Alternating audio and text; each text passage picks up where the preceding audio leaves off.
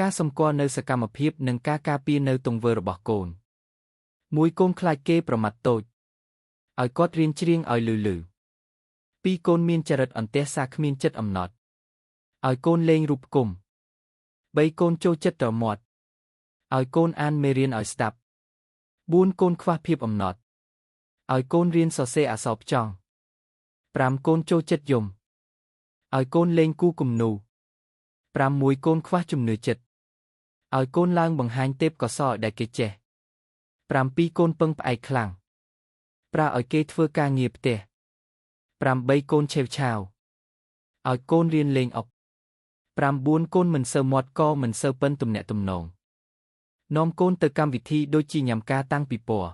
10កូនកង្វះការអត់ធ្មត់ឲ្យកូនរត់ហាត់ប្រាណ11កូនទម្លាប់បន្ទោសរអ៊ូច្រើនឲ្យគេសរសេរកំណត់ហេតុប្រចាំថ្ងៃ12កូនមិនចេះថែរក្សារបស់លេងឲ្យកូនចូលរួមកម្មវិធីលក់របស់ប្រើហើយមួយទឹក13កូនចូលចិត្តធ្វើអ្វីពន្យាពេលឲ្យកូនរៀបចំគម្រោងផែនការ14កូនកង្វះចិត្តមេត្តាអាណិតឲ្យកូនមើលថែសត្វចិញ្ចឹមកូនឆ្កែ15កូនកង្វះការផ្ដោតអារម្មណ៍ឲ្យគេលេងហ្គេមដែលជំនួយដល់ការផ្ដោតអារម្មណ៍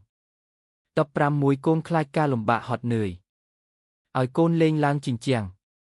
17កូនខ្វះការទទួលខុសត្រូវឲ្យកូនដាំបន្លែមើលថែស្រោចទឹករាល់ថ្ងៃ18កូនចូលចិត្តប្រៀបធៀបនាំកូនចូលរួមកម្មវិធីចែកអំណោយទៅកន្លែងដែលក្រខ្សត់19កូនអាត្មានិយមឲ្យកូនចូលរួមចែករំលែកអាហារឬរបស់លេងរបស់គេ20កូនកង្វះការយល់ដឹងអំពីពេលវេលាឲ្យកូនជាអ្នកមើលម៉ោងដល់ម៉ោងចេញដំណើរកូនជាអ្នកប្រាប់21កូនធ្វើប្រហែសមិនចេះប្រយ័ត្នឲ្យកូនធ្វើរបស់ដោយដៃ22កូនមិនចូលចំណោមដើរតែឯងឲ្យកូនចូលរួមទៅលេងកីឡាជាក្រុមជាមួយមិត្តភក្តិ